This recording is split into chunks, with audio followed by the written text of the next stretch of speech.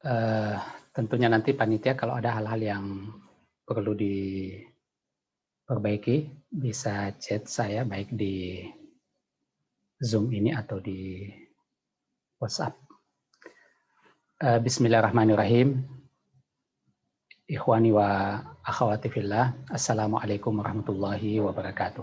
Waalaikumsalam warahmatullahi wabarakatuh. Alhamdulillahirabbil alamin. Arrahmanirrahim. Maliki yaumiddin. Iyyahu na'budu wa iyyahu nasta'in. Asyhadu an la ilaha illallah wahdahu la syarikalah wa asyhadu anna Muhammadan abduhu wa rasuluh. Ballagha risalah wa addal amanah wa nasahal ummah wa jahada fillahi haqqa jihadihi hatta atahul yaqin wa tarakana 'alal mahajjatil bayda la yazighu anha illa kana minal halikin. Allahumma salli wa sallim wa barik wa zid ala nabiyyina wa habibina wa qudwatina wa imamina nabiyyina Muhammadin wa ala alihi wa sahbihi wa ikhwanihi wa man tabi'ahum bi ihsanin ila yaumiddin. Ikhwani fillah, kita bersyukur kepada Allah Subhanahu wa taala dalam kondisi krisis global seperti ini, ya ini ekonomi, kesehatan terutama, dan dampak-dampak lainnya, krisis kemanusiaan juga sebenarnya ya masih terjadi di berbagai belahan dunia, krisis moral mungkin sebelum itu semua. Tapi kita terus berusaha insya Allah Ta'ala menjadi bagian yang tidak lelah untuk melakukan perbaikan dan untuk membangun kemanusiaan ini agar supaya kembali kepada fitrah dan ubudiyahnya kepada Allah Subhanahu wa taala. Dan kita berdoa kepada Allah Subhanahu wa taala tentunya agar supaya kita diberikan istiqamah untuk itu. Kita bersyukur kepada Allah Subhanahu wa taala pada pagi hari ini, syukran kepada panitia yang sudah memfasilitasi kita semua untuk kegiatan seminar Islam Akbar ini dan mengangkat topik yang tentunya sangat penting bagi kita semua, baik kita sebagai Muslim maupun juga kita sebagai warga dunia yang peduli terhadap kedamaian dan kemerdekaan yang merupakan hak bagi segala bangsa. Baik, ikhwani fillah, topik yang diamanahkan kepada saya pada kesempatan ini adalah sikap umat Muslim terhadap peristiwa di Palestina.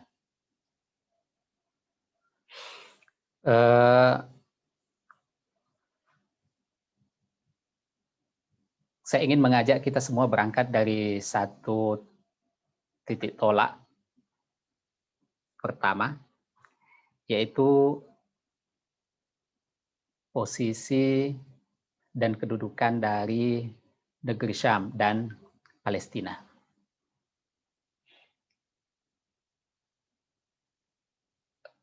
Saya minta maaf, saya set WA saya agar supaya suaranya tidak muncul di Zoom.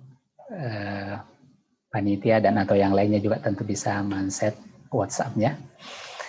Jadi negeri Syam dan Palestina ini memiliki kedudukan yang unik di dalam ajaran agama kita. Kenapa? Karena negeri ini memang dijelaskan baik itu di dalam Al-Quran dan hadis Nabi Shallallahu Alaihi Wasallam tentang kedudukannya yang berbeda itu. Ya, diantaranya tentu saja adalah peristiwa Isra dan Mi'raj baginda Rasulullah Muhammad Sallallahu Alaihi Wasallam. Subhanalladzi asra bi abdihi lailan minal masjidil haram ilal masjidil aqsa alladzi barakna haulah. Jadi peristiwa itu yang merupakan satu peristiwa yang sangat monumental karena baik itu dari segi peristiwa itu sendiri maupun juga pesan yang dibawa dari peristiwa itu, karena dari situlah kemudian Nabi kita Muhammad Sallallahu Alaihi Wasallam mendapatkan perintah wajibnya sholat langsung dari Allah Subhanahu wa Ta'ala. Ya. Peristiwa itu sendiri memiliki dimensi dan pesan yang sangat mendalam karena peristiwa-peristiwa yang terlingkup di dalamnya. Ya, tentu saja misalnya kita lihat bahwa perjalanan dari Masjidil Haram di Makkah di Jazirah Arab ke Al-Masjidil Aqsa di Palestina sana, ya tentu kalau sekedar ingin diangkat oleh Allah Subhanahu wa taala dari bumi ini menuju ke langit, tentu itu bisa dilakukan dari titik mana saja di dunia ini. Tapi kemudian disengaja bahwa Rasulullah Shallallahu Alaihi Wasallam itu diperjalankan dari Mekah ke Palestina, ke Baitul Maqdis, ya, ke Al-Quds. Tentu di situ memiliki pesan tersendiri tentang posisi Al-Quds ini, yang kalau kita telusuri jauh ke belakang akan lebih kentara lagi karena Palestina ini dan negeri Syam secara umum adalah memang negeri di mana Allah Subhanahu wa taala menurunkan atau mengutus sebagian besar dari nabi-nabi yang pernah diutus oleh Allah Subhanahu wa taala kepada umat manusia. Jadi kalau kita membaca Al-Qur'an kemudian kita membaca kisah tentang Banu Israil kepada para nabi dan rasul sebelum baginda Rasulullah Muhammad sallallahu alaihi wasallam, Nabi Ibrahim, Nabi Musa, Nabi Isa, ya ini nabi-nabi yang sangat populer, sangat masyhur. Kemudian Nabi Daud, Nabi Sulaiman, dan seterusnya, Nabi Yusuf. Ya, ini semua peristiwa-peristiwa yang terkait dengan nabi-nabi yang kita ceritakan tadi, Syuaib, Zakaria, adalah nabi-nabi yang seluruhnya pernah berada di kawasan yang kita sebut sebagai Syam ini, yang hari ini tentu melingkupi Jordan, kemudian Lebanon, kemudian Palestina. Jadi posisi yang luar biasa dari negeri Syam ini. Nah, kalau negeri Syam yang sangat luas itu, jantung dari negeri Syam ini ada Palestina. Kemudian inti dari Palestina itu adalah Al-Masjid Al-Aqsa yang ada di Al-Quds itu. Ya. Di dalam hadis dijelaskan bahwa Rasulullah Shallallahu Alaihi Wasallam pernah ditanya yang mana masjid yang lebih dulu, apakah tempat ibadah yang paling pertama dibangun oleh umat manusia, yang mana, apakah Al-Masjidil Haram atau Al-Masjidil Aqsa. Jadi seakan-akan sahabat sudah tahu bahwa manusia dari dulu-dulu sudah punya rumah ibadah menyembah kepada Allah Subhanahu wa taala. Ada Al-Masjidil Haram dan ada Al-Masjidil Aqsa. Cuma mereka ingin tahu yang mana yang lebih dulu. Maka Nabi Shallallahu Alaihi Wasallam mengatakan Al-Masjidil Haram dulu, baru kemudian Al-Masjidil Aqsa. Walaupun antara dua masjid itu cuma berbeda 40 tahun saja. Ya, jadi ada kedalaman historik yang terdapat di dalam negeri Syam dan Palestina ini secara khusus. Ya, kalau kita lebih jauh lagi menelusuri kisah yang terkait dengan Nabi Daud, Nabi Sulaiman, Nabi Isa alaihissalam, ya, Nabi Musa dengan umatnya yang Allah Subhanahu wa taala selamatkan dari Mesir, kemudian mereka menyelamatkan diri ke tanah Palestina, ya tentu semua kisah-kisah itu akan terkait dengan kawasan ini. Makanya ketika kita mengatakan penuh berkah di sini, ya tentu yang lebih utama atau yang pertama di sana adalah berkah dari segi iman dan perjuangan serta kebenaran. Ya, karena di atas tanah inilah wahyu Allah Subhanahu wa taala turun ke muka bumi ini. Di atas tanah inilah para orang-orang suci, para nabi dan rasul yang diutus oleh Allah Subhanahu wa taala menyampaikan risalah tauhid. Di atas tanah inilah orang-orang saleh menyembah Allah Subhanahu wa taala, dan para mujahidun berjuang, para ulama juga yang kita kenal. Ya, kalau kita sering mendengar tentang Al-Imam An-Nawawi, sering mendengar Al-Hafidh Ibnu Katsir, biasa mendengar Ibnu Hajar Al-Asqalani. Asqalani ini ada di Palestina ya. Al-Imam Asy-Syafi'i, Al-Ghazi, ini di Gaza, Ibnu Qudamah Al-Maqdisi, ya, di Maqdis ini Baitul Maqdis, Palestina. Ya, Ibnu Taimiyah, Ibnu Qayyim, ya, ini Dimashqi, Al-Harani, ini semua di kawasan yang kita kenal ini sampai hari ini. Ya, jadi negeri ini betul-betul berberkah. Bahkan perang-perang besar yang kita kenal, ya, mulai dari perang melawan Tatar, kemudian kemenangan perang salib Salahuddin Al-Ayyubi adalah peristiwa-peristiwa yang terjadi di kawasan yang kita sebut sebagai Tanah Syam ini. Ya, dan signifikansi dari Tanah Syam ini ke depan akan semakin besar. Ya, makanya Syekhul Islam Ibnu Taimiyah rahmatullahi alaihi menegaskan bahwa kalau di masa awal Islam cahaya Islam itu demikian gemilang kelihatan di Jazirah Arab, maka semakin mendekati akhir zaman, maka kegemilangan cahaya Islam itu akan kelihatan di negeri Syam. Ya, jadi dia semacam persambungan yang menunjukkan awal dan akhir sejarah manusia.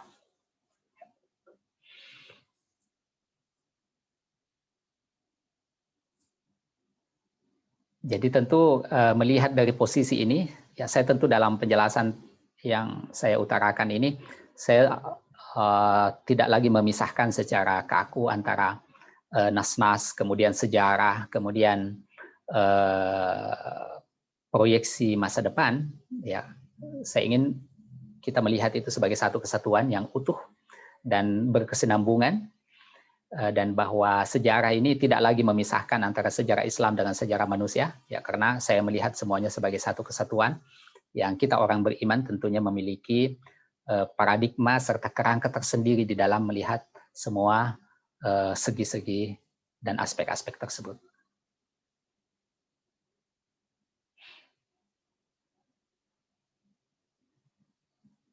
Ya, ini sering jadi pertanyaan, kenapa di Google Map kita tidak ada Palestina? Apakah hilang atau bagaimana? Ya, jawabannya memang karena tidak pernah ada kalau di Google Map. Ya. Jadi kita hidup ketika kondisi dunia ini tidak ideal dalam banyak hal. Ketika kekuatan imperialisme sebenarnya secara halus masih mencengkeram dunia, dan salah satu di antara dampak yang sangat bisa kita lihat, ya, adalah bahwa penjajahan itu di Palestina misalnya menjadi sesuatu yang dianggap atau diterima oleh sebagian pihak, dan bahwa bangsa yang pemilik sah dari tanah itu justru dihilangkan identitasnya, tidak ditunjukkan bahkan oleh teknologi yang kita gunakan secara umum dan dalam keseharian kita. Tapi seperti itulah keadaannya. Ya, jadi kawasan ini yang sebagian kita lihat di peta ini adalah kawasan yang kita sebut sebagai Tanah Syam tadi, yang jantungnya adalah Palestina, kemudian Yerusalem yang dimaksud di situ adalah Baitul Maqdis atau Al-Quds, yang tentu di sana ada Al-Masjidil Aqsa. Ya, di kawasan inilah dahulu wahyu Allah Subhanahu wa taala diturunkan, kitab-kitab, para nabi dan rasul diutus oleh Allah Subhanahu wa taala.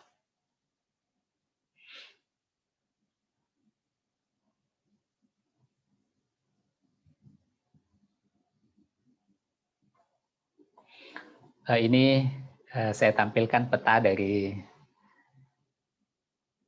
Al-Baldah Al-Qadimah, ya, Old City dari Baitul Maqdis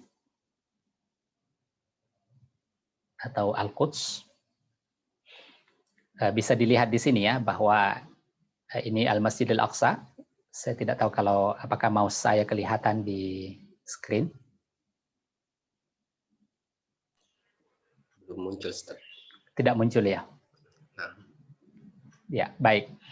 Jadi yang saya ingin sampaikan adalah bahwa seluruh kawasan yang ada di dalam pagar, yang di atasnya ada lapangan dengan masjid-masjid, kemudian ada kubah-kubah, dan ada musala-musala di dalamnya, ini seluruhnya adalah kawasan dari Al-Masjidil Aqsa.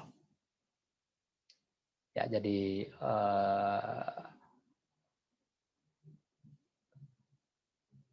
tidak seperti mungkin umumnya masjid kita ya, di mana kawasan yang ada atapnya itulah yang merupakan bagian dari inti masjid. Ya, kenapa? Karena memang kita hidup di daerah tropis, di mana curah hujan tinggi sepanjang tahun secara umum. Ya, sementara di sana kita lihat atapnya pun bukan didesain untuk menghadapi hujan. Ya, sehingga sangat lumrah kalau kemudian masjid itu dibuat terbuka saja atapnya, kecuali tentu dalam kondisi-kondisi cuaca yang sangat ekstrim akibat panas matahari misalnya. Tapi secara umum orang melakukan salat di seluruh bagian dari kawasan tersebut, dan itulah yang seluruhnya merupakan Al-Masjidil Aqsa.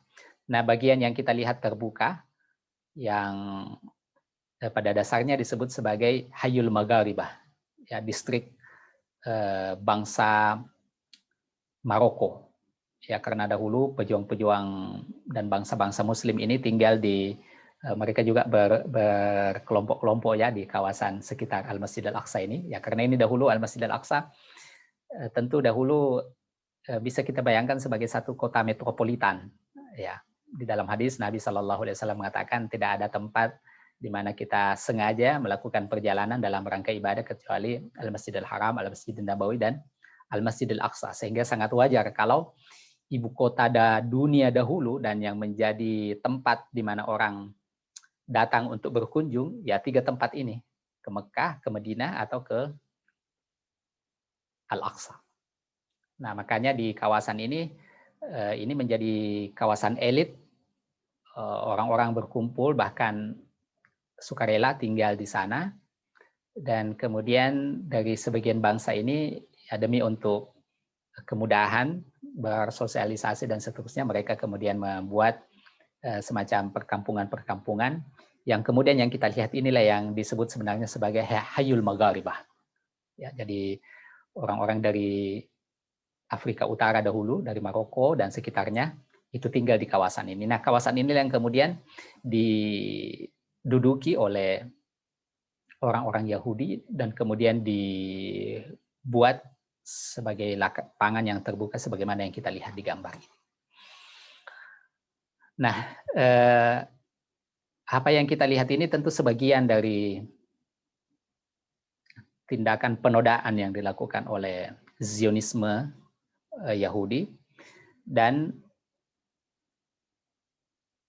yang penting untuk kita pahami bahwa yang mereka target sebenarnya adalah Al-Masjidil Aqsa itu sendiri.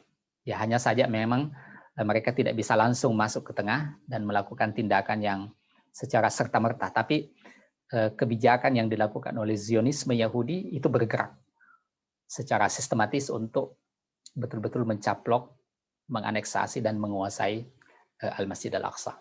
Ya, jadi di bawah dari Al-Masjidil Aqsa ini tentu ikhwah bisa search bahkan ada videonya di YouTube. Ini ada galian-galian yang dibuat oleh Zionisme dalam rangka baik itu untuk merusak fondasi dari Al-Masjidil Aqsa maupun juga pemukiman bangsa Muslim di Baitul Maqdis ini.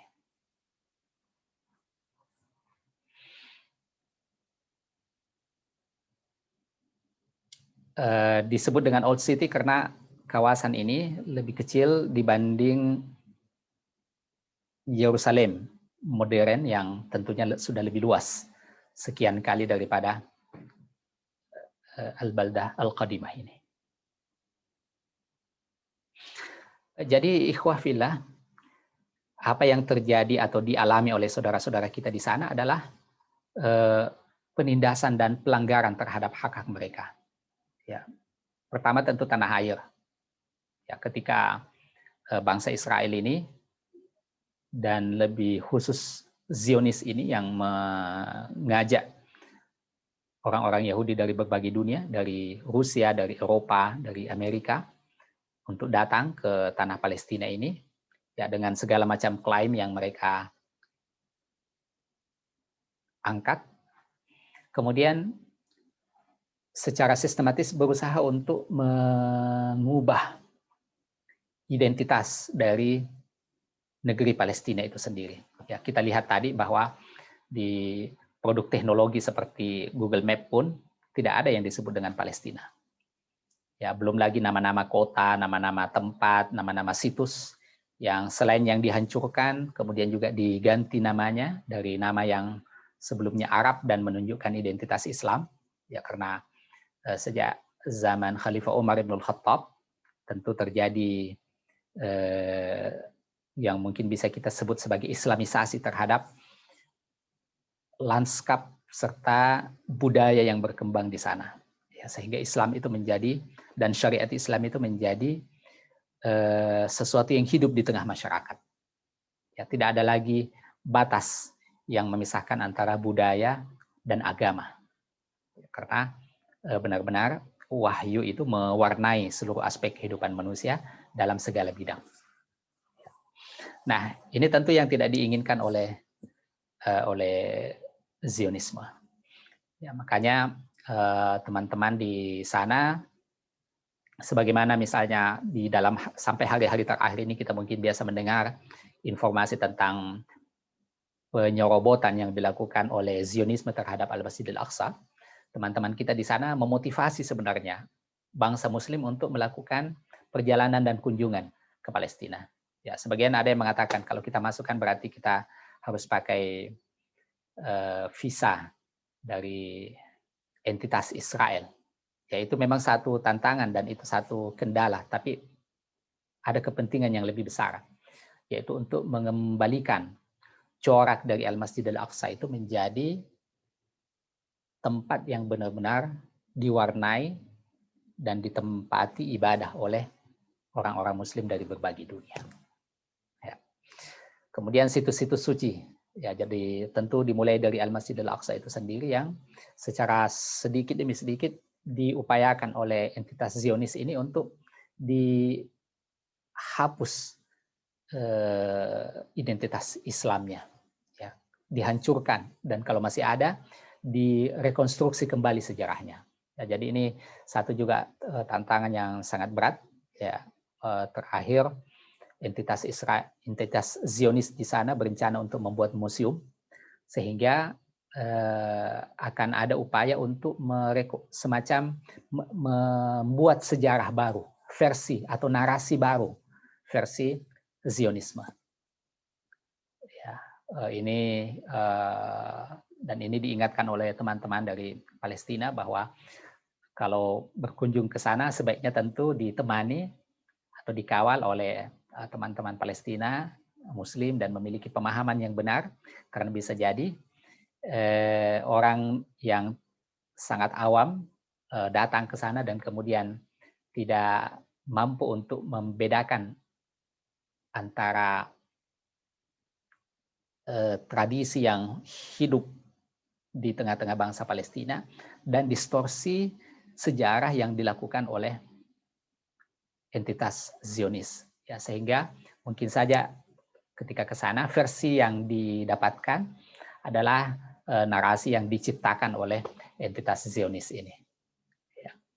Ya, kemudian tentu manusia dengan perusakan-perusakan, dengan galian-galian, dengan pendudukan ilegal, ya, yang paling populer mungkin yang sering kita pantau dari berita adalah Hayu Sheikh Jarrah, yang sampai hari ini terus mendapatkan tantangan karena walaupun kawasan ini dianggap sebagai kawasan internasional yang secara administratif dikelola oleh Urdun, akan tetapi kekuatan Zionis tanpa memperhatikan seruan internasional terus berusaha untuk membangun pemukiman-pemukiman ilegal di kawasan sekitar Al-Masjidil Aqsa dan Baitul Maqdis sana. Ya. Jadi ya kita lihat ya di media bagaimana satu rumah kemudian mungkin karena keputusan pengadilan yang sejak awal memang direkayasa sehingga di dalam rumah itu muncul keputusan pengadilan yang memberikan sebagian dari rumah itu untuk ditempati oleh orang Yahudi. Jadi bisa kita bayangkan ya kalau kita ada rumah kemudian ada beberapa ruangan kemudian tiba-tiba ada orang yang membuat bangunan di sudut tanah kita kemudian menjadikan itu sebagai tempat tinggalnya, ya tapi karena ini dilakukan oleh sesuatu yang katanya legal, ya kita sebagai rakyat biasa tidak bisa berbuat apa-apa, karena kalau melakukan kekerasan juga ini dilindungi oleh kekuatan bersenjata yang lebih besar, ya kemudian itu terjadi bertahun-tahun, ada orang yang mungkin dari kecil sampai tua merasakan seperti itu, di mana di rumahnya itu, di kawasan rumahnya ada orang yang tinggal di salah satu sudut, bukan juga keluarga, bukan juga kenalan, bukan siapa, tapi tinggal mukim, bekerja dan seterusnya. Ya bisa kita bayangkan ya betapa tidak nyamannya kehidupan seperti itu. Ya, diteror dengan klaim-klaim sepihak, dengan segala tantangan yang terjadi. Ya.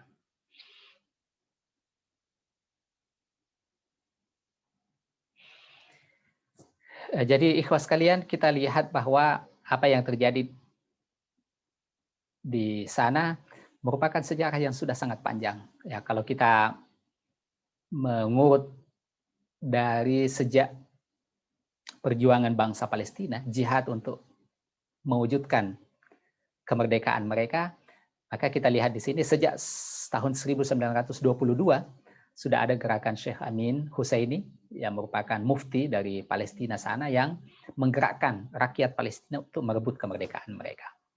Jadi poin ini saya ingin garis bawahi di sini karena jangan sampai kita termakan oleh propaganda media ya, yang hanya menceritakan peristiwa perjuangan kemerdekaan bangsa Palestina ini semenjak proklamasi dalam tanda petik yang dideklarasikan oleh penjajah Israel atas tanah Palestina. Ya, jauh sebelum itu sebenarnya, alhamdulillah, sebenarnya bangsa Palestina sudah bergerak melakukan usaha-usaha untuk merebut kemerdekaan mereka. Ya, ini kita lihat infografik dari peristiwa-peristiwa yang dianggap penting terhadap perjuangan Palestina. Ya, ini terus terang tidak dibuat oleh media yang melihat persoalan ini secara komprehensif ya. Kita lihat judulnya saja. Ini Abrazu Mahattatis Sira'il Arabi Al-Israili. Titik-titik paling penting dari konflik Arab-Israel. Jadi pertama, coba lihat bahwa di sini disebut sebagai sira atau konflik. Ya. Semestinya yang di bahasa yang lebih tepat, diksi yang lebih benar adalah jihad melawan penjajah. Ya, jadi dia bukan sekedar konflik begitu saja. Konflik ini kan seakan-akan netral begitu ya. Ya, ini konflik ini lebih mirip kalau kita misalnya melihat mungkin ada ayam yang berkelahi ya. Ya, ini konflik netral, tidak kelihatan siapa yang benar, siapa yang salah. Ya. Sementara ini jelas-jelas ada satu pihak bangsa yang merdeka dengan harkat dan martabat dan kemanusiaannya. Kemudian di satu sisi ada bangsa yang datang dari luar dengan semangat imperialisme, kolonialisme, dan penjajahan. Ya, makanya kalau kita lihat konteks pertama kali Zionisme datang ke sana, kalau kita melihat hampir sebagian besar dunia Islam pada saat itu, ya kita akan paham karena memang di waktu itu masih era penjajahan Eropa ke sebagian besar negeri-negeri kaum muslimin. Ya, sebagian anak milenial mungkin menjadi janggal fenomena yang dilihat sekarang karena yang kelihatan sepotong yaitu Palestina dan Israel. Padahal apa yang terjadi di sana saat ini sebenarnya yang tersisa dari era penjajahan yang terjadi di akhir abad ke-19. Kemudian di sini juga digambarkan bahwa konflik ini Arab dan Israel. Ya, ini juga sesuatu yang menyesatkan ya, karena kita tahu bahwa yang dijajah sebenarnya dahulu bukan cuma bangsa Arab. Ya, bahkan kita Indonesia yang bukan bangsa Arab termasuk yang paling lama dijajah. Ya, 350 tahun ya. Atau lebih tepatnya bukan dijajah sebenarnya, tapi perjuangan dan jihad. Jadi jihad dan perjuangan kita bangsa Indonesia 350 tahun. Oleh karena itu mendistorsi dan membatasi perjuangan ini hanya kepada bangsa Arab, ya ini tentu seakan-akan melokalisasi wacana ini hanya kepada satu bangsa tertentu. Ya.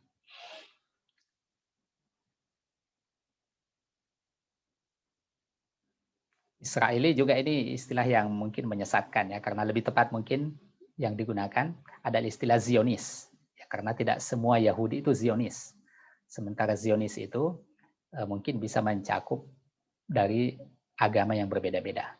Ya, orang Kristen bisa Zionis, orang Muslim juga bisa Zionis. Ya, sementara Bani Israel atau Yahudi tidak semua Zionis. Yang memiliki gagasan politik untuk mendirikan negara di tanah Palestina sana, itulah yang Zionis. Jadi kita lihat bagaimana narasi ini sejak awal dari judulnya saja itu sudah dengan sengaja ya memilih kosakata tertentu untuk menanamkan image tertentu kepada orang yang membacanya. Dilihat di sini ceritanya dimulai dari tahun 1897 ya, dari konferensi pertama Zionisme oleh Theodor Herzl ya. Ya, ini tentu satu hal yang juga menyesatkan. Ya, kok bisa ujuk-ujuk ada orang Zionis yang berkumpul kemudian ingin mengklaim, dan awal dari timbulnya persoalan tersebut. Ya, padahal kita tahu bahwa sebenarnya hasrat kedurjanaan bangsa Yahudi yang beraliran Zionis ini sebenarnya sudah jauh lama sebelum itu. Ya, sejak zaman Khilafah Utsmaniyah dan para khulafa Utsmaniyah sejak awal paham tentang adanya hasrat Yahudi ini untuk menguasai Palestina. Kemudian kita lihat ya tangga-tangga selanjutnya. Ikhwah tentu bisa melihat tidak ditonjolkan di sini sama sekali Mufti Alamin Husaini tadi, kemudian Izzuddin Al-Qassam ya tidak ditunjukkan ya, Syekh Ahmad Yasin ya itu tidak ditonjolkan ya. Jadi timeline ini dengan sengaja kita bisa katakan sengaja menyembunyikan jihad dan perjuangan bangsa Palestina dari perjuangan mereka untuk merebut kemerdekaan.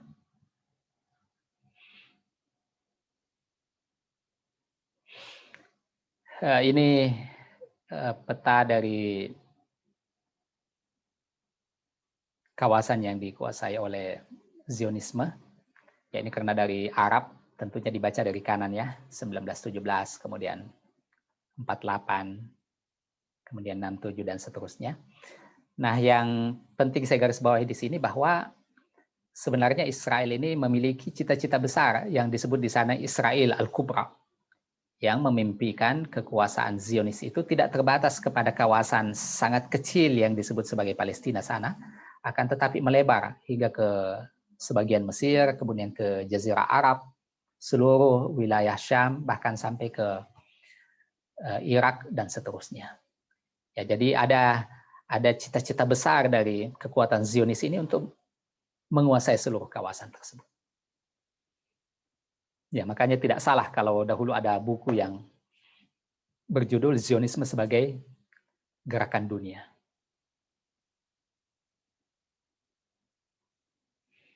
Ya, ini sampai hari ini apa yang dialami oleh saudara-saudara kita di sana, kekuasaan Zionis ini memaksakan secara faktual keberadaan dan kekuatan mereka di lapangan.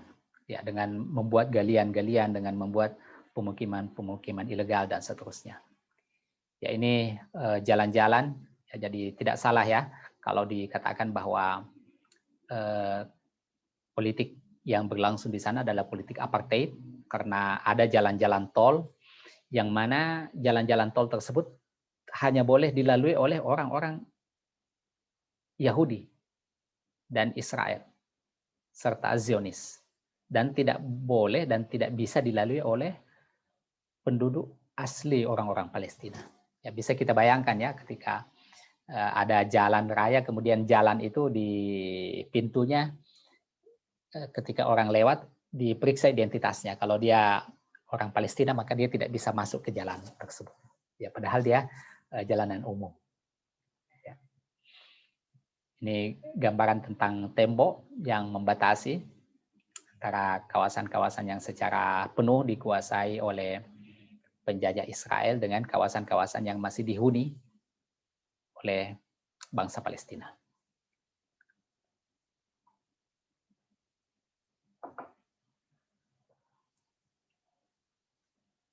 Jadi bisa kita bayangkan mobilitas warga di sana yang terhalang oleh dinding-dinding seperti ini. Ya, orang mau pergi sekolah, mau ke rumah sakit, mau mengurus persoalan-persoalan administrasi harus melewati pintu-pintu sempit dengan penjagaan, diperiksa kartu identitas, ditanya apa tujuannya, dengan pajak-pajak yang tidak masuk akal, dengan jumlah yang sangat besar dan seterusnya. Ya, ini krisis air yang diderita oleh saudara-saudara kita di sana. Ya.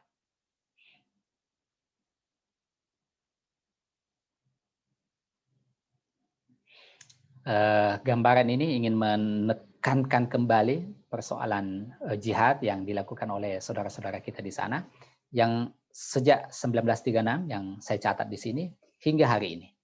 Ya, jadi salah kalau misalnya sebagian orang cuma melihat atau melokalisasi persoalan hari ini misalnya antara Israel katakanlah dengan Hamas atau Israel dengan Gaza. Ya, ini upaya media atau sebagian media untuk mempersempit persoalan itu sehingga melokalisir persoalan itu untuk mencegah pihak-pihak yang sebenarnya juga terlibat dan berkepentingan untuk melihat persoalan tersebut secara jernih. Ya, di pertempuran Saiful Quds kemarin, awal mula dari serangan balasan yang dilakukan oleh para mujahidun dari Gaza adalah karena kekuatan Zionis melakukan penistaan di Al-Masjid Al-Aqsa. Dan Masjid Al-Aqsa ini bukan di Gaza, Masjid Al-Aqsa ini di Baitul Maqdis. Ya, masih ada sekian ratus kilo dari Gaza itu sendiri. Ya, sehingga kita lihat ya bagaimana kekuatan media sebagian ini memang berusaha untuk menyesatkan opini publik. Ya, apa yang bisa kita catat dari peristiwa Saiful Quds kemarin? Yang pertama, bahwa jihad yang dilakukan oleh saudara-saudara kita di Palestina sana adalah satu usaha yang terus berlangsung dan telah berlangsung sejak dahulu. Dan sepanjang waktu tersebut, alhamdulillah saudara-saudara kita, para mujahidin di sana, terus dan tanpa henti meningkatkan kapasitas mereka. Ya, jadi seperti misalnya roket-roket yang dilancarkan oleh pejuang di Gaza, ya kita melihat secara signifikan kekuatan dari roket-roket balasan itu yang semakin lama semakin canggih. Ya, ini tentu menunjukkan bagaimana saudara-saudara kita di sana tidak secara sporadis begitu saja untuk melakukan perlawanan, akan tetapi juga terus meningkatkan kapasitas mereka dalam segala aspek. Kemudian yang kedua yang juga sangat penting adalah kembalinya kesadaran dunia tentang isu sebenarnya. Jadi kalau selama ini banyak orang mungkin lebih mengenal Gaza daripada mengenal Palestina, dan lebih mengenal Gaza daripada mengenal Baitul Maqdis dan Al-Aqsa dan Al-Quds, maka dengan peristiwa Saiful Quds kemarin, bangsa dunia kembali diingatkan bahwa inti dari persoalan sebenarnya serta cita-cita dan hasrat terbesar dari kekuatan Zionis sebenarnya adalah Al-Masjidil Aqsa, dengan rencana untuk membangun apa yang mereka sebut sebagai Haikal Sulaiman di sana. Ya, padahal ini juga Haikal Sulaiman ini, apalagi terkait dengan Al-Masjidil Aqsa ini adalah cerita yang dibuat-buat. Jadi peristiwa kemarin menegaskan kembali bahwa apa yang diperjuangkan oleh saudara-saudara kita di Gaza sebenarnya dalam rangka untuk membela dan untuk mempertahankan Al-Quds dan Al-Aqsa sebagai inti dari persoalan Palestina. Kemudian yang juga sangat menonjol kemarin adalah isu yang melibatkan masyarakat global. Ya, baik itu dengan bantuan internet, kemudian komunikasi yang juga dilakukan oleh saudara-saudara kita di sana. Ya, kita lihat ya, anak-anak yang berbahasa Inggris bahkan menggunakan aksen Amerika ketika mereka bercerita tentang rumah mereka yang runtuh. Kemudian isu Islam yang melebar kepada isu kebebasan dan juga isu kemanusiaan. Jadi masyarakat dunia melihat secara kasat mata, secara real time, dan melibatkan emosi dari masyarakat dunia, ya, karena media sosial lewat handphone kita masing-masing ini, yang melihat bagaimana pelanggaran terhadap hak-hak kemanusiaan, serta perjuangan dari bangsa yang ingin merebut kemerdekaannya kembali. Apa yang bisa kita lakukan? Yang pertama adalah mari kita kembali mengembalikan posisi Al-Quds dan Al-Aqsa ini. Ya, kita harus sadar bahwa inilah inti dari persoalan sebenarnya, dan bahwa jangan sampai sebagian pihak mengalihkan fokus kita, ya, sehingga kita menjadi gagal fokus bahwa inti persoalan sebenarnya yang ingin kita pertahankan, dan bahwa gerakan Zionis inti dari yang ingin mereka rebut sebenarnya adalah Al-Masjidil Aqsa yang terletak di Baitul Maqdis sana. Ya, tentu ini dengan segala konsekuensinya. Ya, kita tadi sudah sedikit menyinggung bagaimana Al-Quds ini daerah yang memiliki nilai sejarah yang sangat panjang dengan nilai-nilai serta identitas Islam dan Arab yang dia miliki. Kemudian masyarakat yang memiliki juga sejarah yang sangat panjang di sana. Ya, ini tentu memiliki implikasi yang sangat luas dan juga akan menentukan karakter serta bagaimana semestinya kita mendukung perjuangan saudara-saudara kita di sana. Kemudian yang kedua yang ingin saya garis bawahi di sini adalah pentingnya bagi masing-masing kita untuk menjadi unsur kekuatan bagi kebenaran dan kebaikan. Ya, jadi jangan memandang remeh potensi yang kita miliki. Pasti ada sesuatu yang bisa kita lakukan. Ya. Dan ketika kita sadar terhadap posisi tersebut, maka tanggung jawab kita adalah untuk terus bertumbuh, meningkatkan kapasitas diri. Ya, karena sebesar kapasitas yang kita punya, maka akan sebesar itu pula kontribusi yang bisa kita lakukan. Ya, orang Arab dahulu mengatakan, faqidu syai' la yu'ti. Orang yang tidak punya apa-apa tidak bisa memberikan apa-apa. Ya, tentu sebaliknya, semakin besar sesuatu yang kita punya, maka semakin besar pula bantuan yang bisa kita berikan. Saya juga menggarisbawahi di sini soal pelembagaan dukungan terhadap Palestina. Jadi kita tidak bisa lagi bekerja secara sporadis, secara acak-acakan, part-time, apalagi sekedar sebagai relawan untuk mengurus persoalan Palestina ini. Sudah harus ada lembaga-lembaga yang memang didirikan, mendedikasikan diri untuk membantu saudara-saudara kita di sana. Tidak semua kita bisa, maka paling tidak kita menjadi pendukung. Paling tidak kita menjadi buzzer dalam makna yang positif. Paling tidak kita menjadi promotor, kita menjadi donatur, kita menjadi pihak-pihak yang mempromosikan persoalan Palestina ini. Mendukung saudara-saudara kita yang memang secara profesional bekerja untuk membantu saudara-saudara kita di sana. Kemudian yang keempat yang saya catat di sini adalah perluasan solidaritas. Ya, kita sudah lihat kemarin bagaimana persoalan Palestina ini diketahui oleh warga dunia. Ya, kita di Indonesia kebetulan saat itu sedang tinggi-tingginya ya di penghujung Ramadan, sedang tinggi-tingginya pengetatan akibat pandemi ini. Tapi kita lihat saudara-saudara kita bahkan sampai di Eropa dan Amerika Utara, ribuan yang keluar dari rumah mereka untuk menunjukkan solidaritas terhadap penderitaan yang dialami oleh saudara-saudara kita di Palestina sana. Nah, tentu harapannya bahwa isu Palestina ini tidak lagi sebatas kepada, ya kalau judul kita pada hari ini adalah kita sebagai umat muslim, ya tentu kita menjadi orang yang pertama berkepentingan, akan tetapi kita lihat bahwa persoalan Palestina ini juga masuk persoalan kemanusiaan, dan dia juga masuk persoalan politik imperialisme yang sampai hari ini masih terjadi. Sehingga siapapun yang memiliki hati nurani, siapapun yang hendak menentang segala bentuk penjajahan, semestinya bisa bersama-sama terlibat di dalam mendukung perjuangan kemerdekaan yang dilakukan oleh saudara-saudara kita di Palestina sana.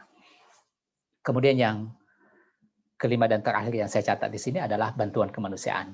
Ya tentunya jihad yang paling mungkin kita lakukan adalah jihad dengan harta. Salah satu bentuk yang paling rendah yang bisa kita lakukan, ya selain tentu doa dan sejenisnya. Tapi kita tahu, apalagi kalau saya tadi menggarisbawahi soal pelembagaan dukungan terhadap Palestina ini, pekerjaan yang berkesinambungan, serius, profesional, seperti itu tidak mungkin kita lakukan kalau tidak dimodali, kalau tidak didukung oleh investasi dakwah dan investasi sosial yang serius. Ya oleh karena itu, mari kita dukung saudara-saudara kita yang bekerja, mari kita support mereka sebagai bukti nyata dari keberpihakan kita kepada kebenaran, keberpihakan kita terhadap kemanusiaan, keberpihakan kita untuk menentang segala bentuk penjajahan. Demikian ikhwas sekalian, ya ini mudah-mudahan pemaparan ini memberikan sedikit wawasan kepada kita. Saya menggarisbawahi terutama untuk peristiwa perang Saiful Quds yang terjadi kemarin, yang tentunya kita ingin berangkat dari tangga terakhir persoalan Palestina ini sehingga kita terus bisa mencapai kemajuan-kemajuan di dalam rangka mendukung perjuangan kemerdekaan saudara-saudara kita di sana. Demikian, mudah-mudahan besar manfaatnya. Mohon maaf atas segala kekurangan. Wassalamualaikum. Saya kembalikan kepada MC. Baik, syukran Ustaz. Jazakallah khair. Ada beberapa pertanyaan, masih ada waktu 20 menit. Dari room chat, kami bacakan keseluruhan Ustaz atau kami bacakan satu persatu kemudian ditanggapi Ustaz? Baik. Dari saudara Muhlis, beliau menanyakan Ustaz, beliau membaca sejarah dari Yerusalem, ya ada nama tembok suci, ya katanya itu adalah tempat suci tiga agama yakni Islam, Nasara dan Yahudi. Bagaimanakah asal usulnya terkait ketiga agama tersebut? Maksudnya tembok suci tersebut, Ustaz. Ya. Kemudian pertanyaan kedua dari beliau, yakni di dalam Islam terdapat 5 fase kehidupan, ya, yakni fase kenabian, fase khilafah yang dipimpin para sahabat, kemudian fase khilafah berbentuk kerajaan, selanjutnya fase mulkan jabariyah, dan fase kelima khilafah ala manhaj an-nubuwah. Pertanyaan beliau ialah fase itu akankah tegak di Palestina, dan jika benar siapakah khilafahnya? Ini mungkin dulu Ustaz ya untuk pertanyaan dari Al-Ah Mukhlis. Tafadhol Ustaz.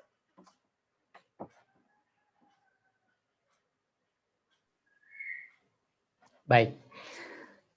Berbicara tentang sejarah Palestina ini, ada dua kerangka yang ingin kita duduk soalkan dengan baik. Yang pertama, bahwa bangsa Palestina ini adalah bangsa Arab yang sejak dahulu merupakan kelompok manusia yang pertama-tama menduduki kawasan yang kita kenal sebagai Palestina ini. Terlepas dari agama atau kekuatan-kekuatan imperialis yang sempat menduduki kawasan tersebut. Ya, jadi ada bangsa Palestina yang kalau dilihat dari akar sejarah mereka berasal dari Jazirah Arab. Nah, sepanjang sejarah ini tentu di kawasan tersebut berkembang berbagai agama, dan itu bisa apa saja.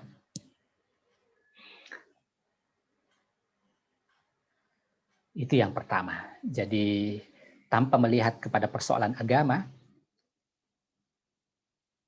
yang kita tahu ada bangsa yang disebut sebagai bangsa Palestina yang menempati kawasan tersebut. Yang sepanjang sejarah itu mungkin berhadapan dengan kekuatan-kekuatan penjajah yang pernah juga masuk ke sana. Dan juga mungkin berhadapan dengan pembawa-pembawa agama yang memperkenalkan agama mereka kepada bangsa Palestina itu. Ya, jadi entitas dari bangsa Palestina ini kalau kita lihat secara lepas dari paham keagamaan serta kekuatan politik sepanjang sejarah, kita melihat sebagai satu entitas yang independen, terlepas dari itu tadi agama-agama yang mereka anut atau kekuatan-kekuatan politik yang menguasainya. Tapi ada bangsa Palestina yang sejak dahulu dan merupakan bangsa yang pertama menduduki kawasan yang disebut sebagai bangsa Palestina itu. Itu yang pertama. Kemudian yang kedua,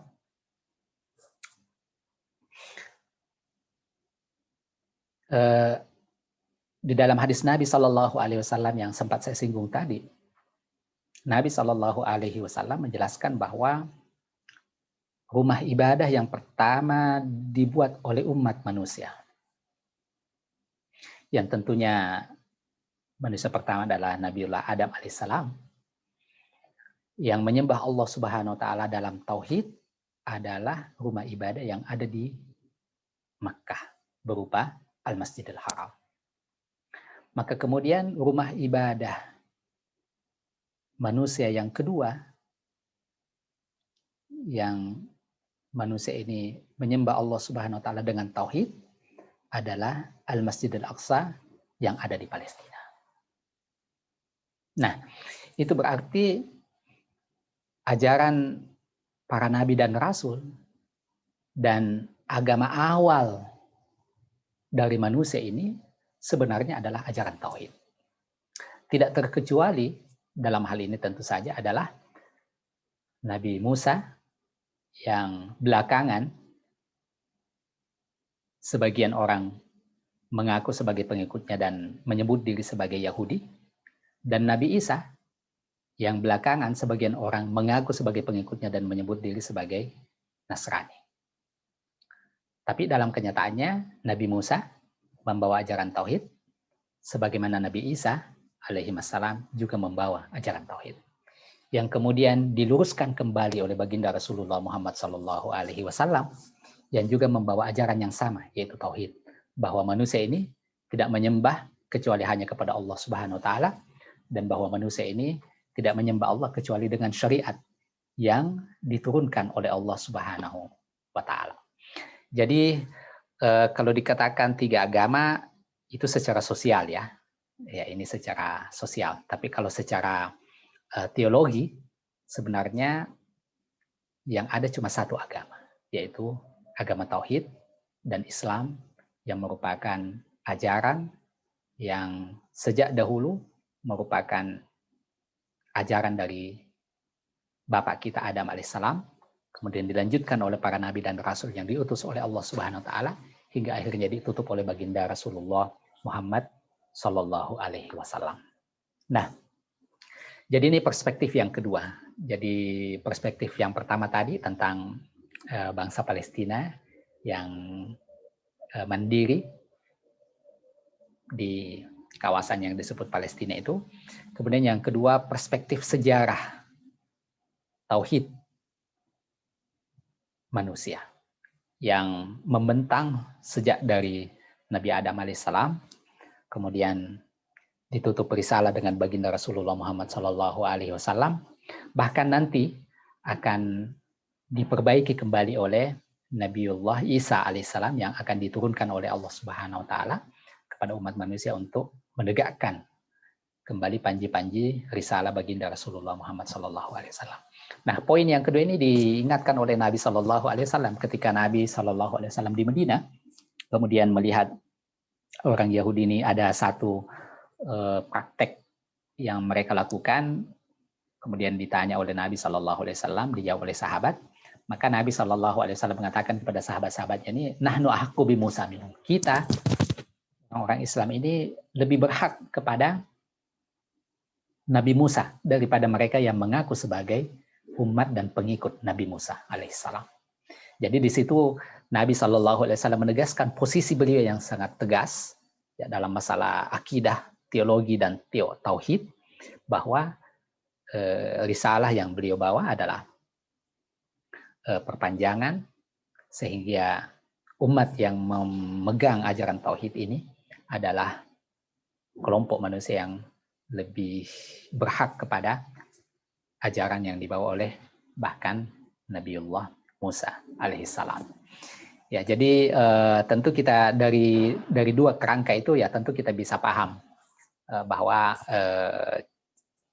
ya referensi-referensi lain yang bertentangan dengan 2 paradigma tadi adalah referensi yang tidak bisa kita pegangi. Ya, makanya Rasulullah Shallallahu Alaihi Wasallam pernah satu waktu melihat Umar bin Khattab membuka-buka kitab Taurat, maka Nabi Shallallahu Alaihi Wasallam mengingatkan beliau bahwa seandainya Musa hidup pada hari ini, maka tidak ada yang bisa dilakukan oleh Nabi Musa sekalipun kecuali akan tunduk dan ikut kepada baginda Rasulullah Muhammad Sallallahu Alaihi Wasallam.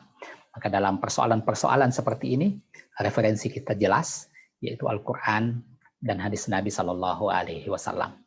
Kalaupun ada keterangan-keterangan ya yang bisa kita dapatkan dari referensi-referensi yang lain, kalau itu bertentangan dengan apa yang kita dapatkan di dalam Al-Quran dan hadis Nabi Sallallahu Alaihi Wasallam, maka itu posisinya jelas ya, dan kita juga paham bahwa dalam kacamata akidah Islam, ajaran yang ada sebelum Nabi Muhammad Sallallahu Alaihi Wasallam ini sudah kadaluarsa, tidak berlaku lagi, dan bahwa apa yang berlaku bagi umat manusia adalah risalah yang disampaikan oleh baginda Rasulullah Muhammad Sallallahu Alaihi Wasallam.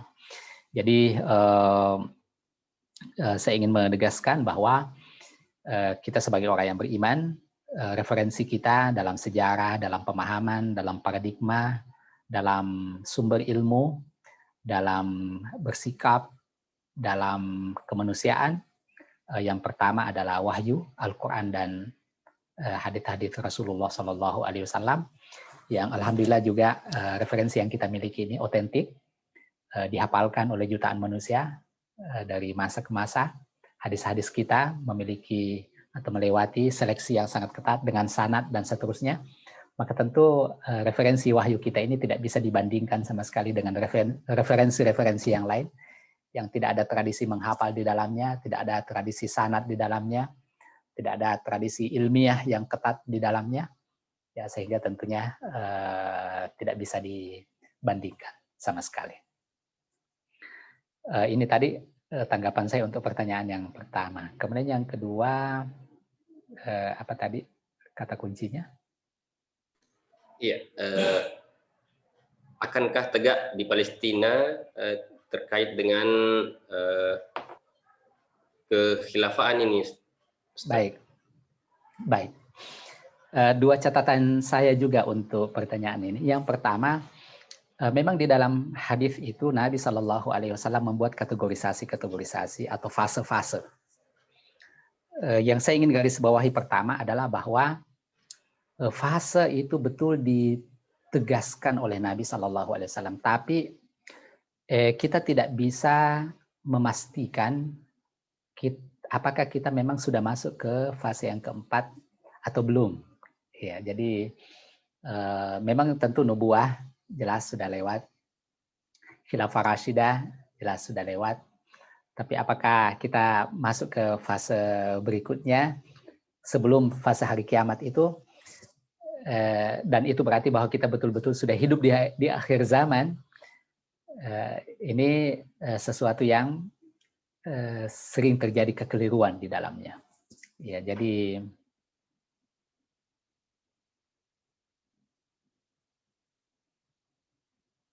fase nubuah betul kita sudah lewati, fase khilafah betul kita sudah lewati, tapi apakah kita berada di fase kerajaan mulkan Jabariyah dan seterusnya, apakah betul-betul kita berada pada fase itu yang akan segera ditutup oleh fase khilafah seterusnya? Ya, ini tentu yang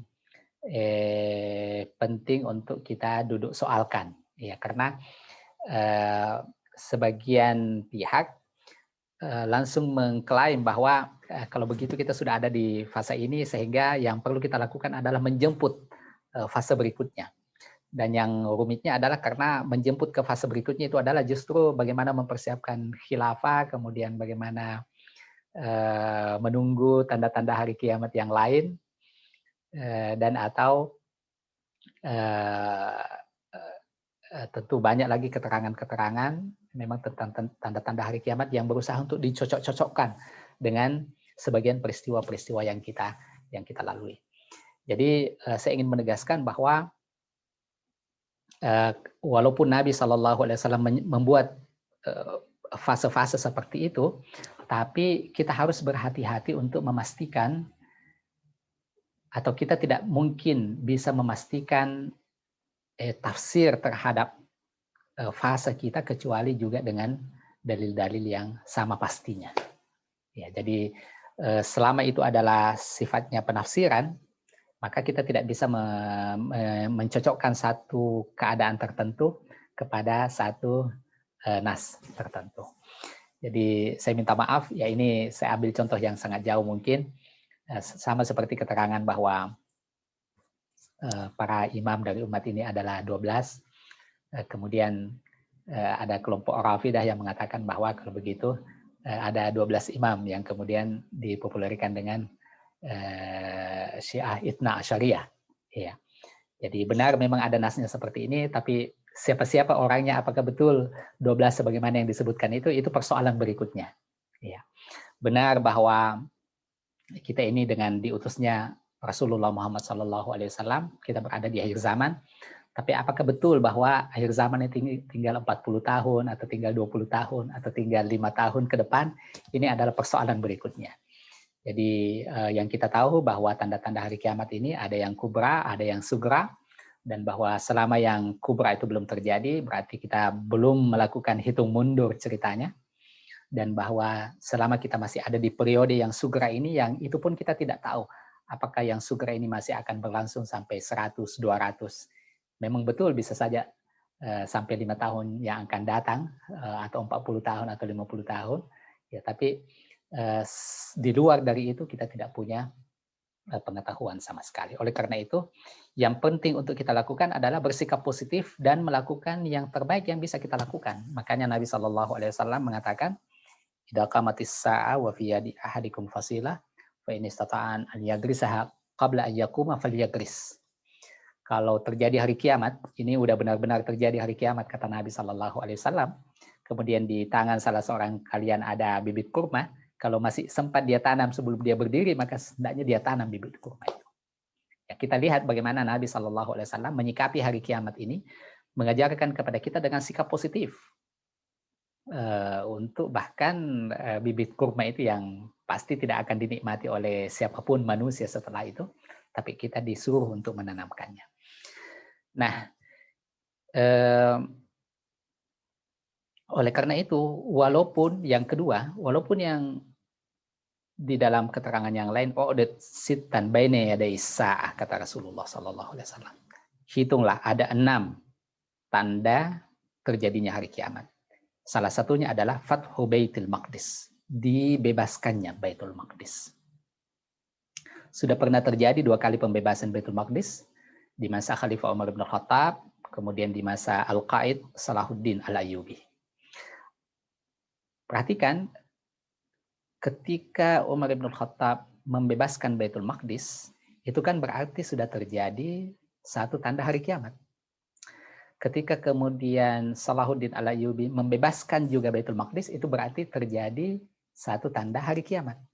Maka bisa jadi ke depan akan ada lagi pembebasan Baitul Maqdis yang ketiga, yang keempat, yang kelima, dan seterusnya. Tapi tidak ada yang bisa memastikan yang manakah pembebasan Baitul Maqdis yang dimaksud oleh baginda Rasulullah SAW di dalam hadis itu sebagai tanda hari kiamat yang terakhir, yang menandakan hitung mundur terjadinya hari kiamat. Oleh karena itu, ya walaupun analisis misalnya mengatakan bahwa dengan berdirinya negara yang diklaim sebagai negara Israel ini sebenarnya adalah sunnatullah, di mana orang-orang Yahudi ini yang sebelumnya tersebar di berbagai tempat di dunia ini, kemudian mereka bersatu di satu tempat, yang dengan itu akan lebih mudah bagi orang-orang beriman untuk masuk ke dalam perang akhir zaman dalam memerangi Yahudi. Tapi apakah betul perang menghadapi Yahudi sekarang itulah yang dimaksud dengan hadis Nabi SAW bahwa tidak akan terjadi hari kiamat hingga orang-orang Islam memerangi orang Yahudi sampai batu dan pohon mengatakan, wahai hamba Allah, wahai Muslim, ini ada Yahudi di belakang saya. Apakah betul yang dimaksud itu adalah dengan berdirinya negara Israel sekarang? Wallahu alam, kita tidak tahu. Ya, kita cuma tahu bahwa ini mungkin saja memang indikasi ke arah sana, tapi memastikan itu kita tidak bisa.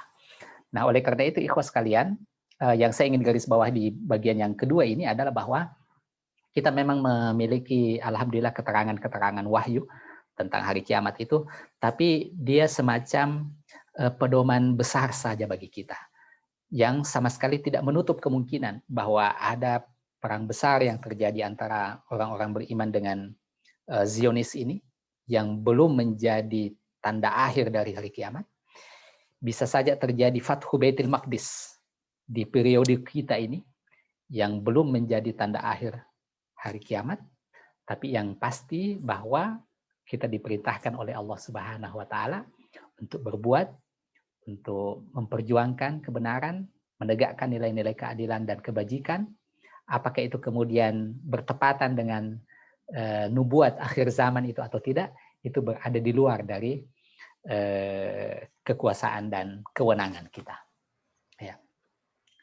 Selama kita tidak ada bukti yang atau tidak ada keterangan yang pasti menunjukkan satu peristiwa tertentu bertepatan dengan nas tertentu, maka selama itu maka peristiwa tersebut adalah wilayah ijtihad yang sebagaimana ijtihad pada umumnya berarti sesuatu yang bisa benar dan bisa juga salah.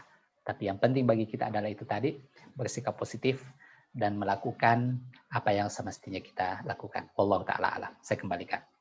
Baik Ustaz, syukron jazakallah khair. Masih banyak pertanyaan dari ikhwah, ada puluhan chat yang masuk Ustadz, namun kami tidak dapat mewadahi. Berhubung waktu kita sisa 3 menit, namun kami mencoba untuk memfasilitasi di akhwat satu pertanyaan, karena tadi di ikhwah sudah difasilitasi. Terakhir di sesi pertama ini, yakni ya, apa langkah yang sebaiknya ditempuh dalam permasalahan Palestina yang semakin hari kian menjadi parah dan rumit, Ustadz? Ya, mungkin ada tips dari Ustadz, ya, langkah-langkah yang harus ditempuh oleh kaum muslimin, tentunya para peserta kita pada siang hari ini, ya, yang bergabung di Zoom kita. Tafadhol Ustadz, langkah-langkah yang mesti ditempuh, ya, dalam permasalahan Palestina yang semakin hari kian menjadi parah dan rumit.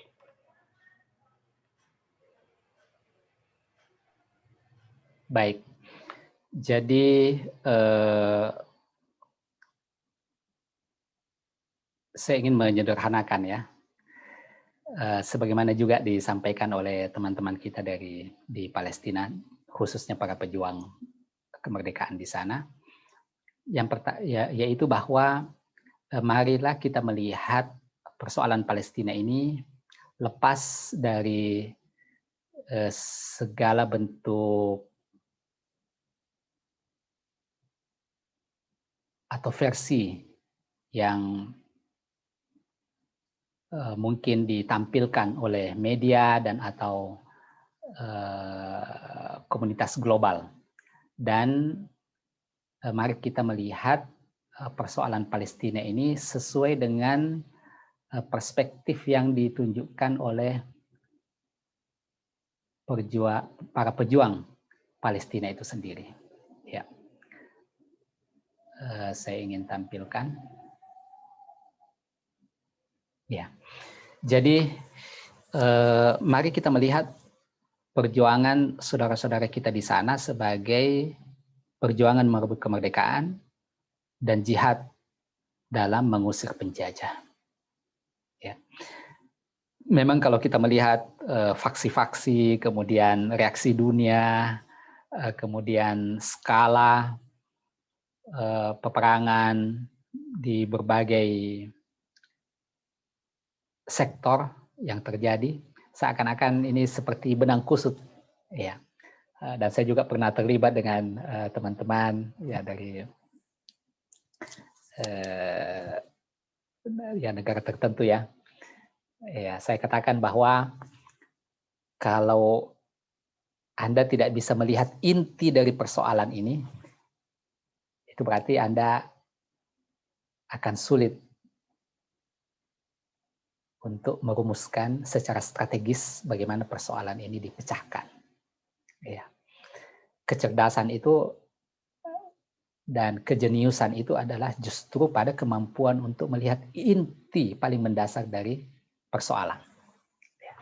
Nah, oleh karena itu teman-teman di sana menegaskan bahwa terlepas dari apapun resolusi PBB, keterlibatan berbagai negara, konflik di Timur Tengah, perlombaan untuk mendapatkan persenjataan, persaingan kekuatan-kekuatan global, proksi dan perang angkatan keempat dan seterusnya. Yang jelas bahwa apa yang dilakukan oleh saudara-saudara kita di sana adalah perjuangan merebut kemerdekaan dan jihad untuk mengusir penjajah. Dalam konteks itu kita melihat. Nah, kalau itu clear, maka yang bisa kita dan semestinya kita lakukan adalah seperti yang saya sampaikan tadi, adalah mendukung perjuangan para pejuang Palestina. Ya, kita doakan mereka, kita promosikan perjuangan mereka dalam konteks yang benar sebagai jihad dan perjuangan untuk merebut kemerdekaan. Bukan untuk mendapatkan ridho dari PBB, bukan untuk terlibat dalam konstelasi perebutan senjata, bukan untuk terlibat dalam konflik antara berbagai negara dengan negara-negara penghasil minyak, dengan negara-negara kapitalis dan seterusnya. keluar dari semua perdebatan tersebut, bantu mereka secara konkret dengan bantuan kemanusiaan yang bisa kita lakukan, luruskan pemahaman yang keliru yang mungkin dikembangkan oleh sebagian orang, karena yang menghadapi secara real persoalan di sana adalah saudara-saudara kita, para pejuang, dan apapun suara dunia, bahkan mungkin juga opini yang dikemukakan oleh dunia, maka opini yang pertama dan menentukan nasib mereka di sana adalah saudara-saudara kita yang ada di dalam, atau adalah saudara-saudara kita para pejuang Palestina itu sendiri. Ya, jadi kemarin misalnya ada Abraham Accord, ya, kesepakatan Ibrahim yang dibuat oleh Presiden Amerika misalnya, itu cuma catatan kaki aja sebenarnya. Ya, saudara-saudara kita di sana yang berkepentingan dan mampu berbicara tentang kepentingan bangsa Palestina adalah bangsa Palestina sendiri, bukan orang yang di Gedung Putih atau di Gedung Merah dan seterusnya. Mereka lah orang-orang yang lebih berhak dan akan merasakan secara langsung keputusan-keputusan yang mereka ambil. Maka fokuskan bantuan kita, dukungan kita kepada bangsa Palestina itu sendiri, tanpa tentu mengabaikan faktor-faktor lain yang mungkin sekunder dalam konteks perjuangan kemerdekaan saudara-saudara kita di Palestina sana. Demikian, wallahu a'lam. Baik Ustaz, syukron jazakallah khair atas pencerahan yang telah diberikan kepada seluruh peserta pada pagi hingga menjelang siang hari ini.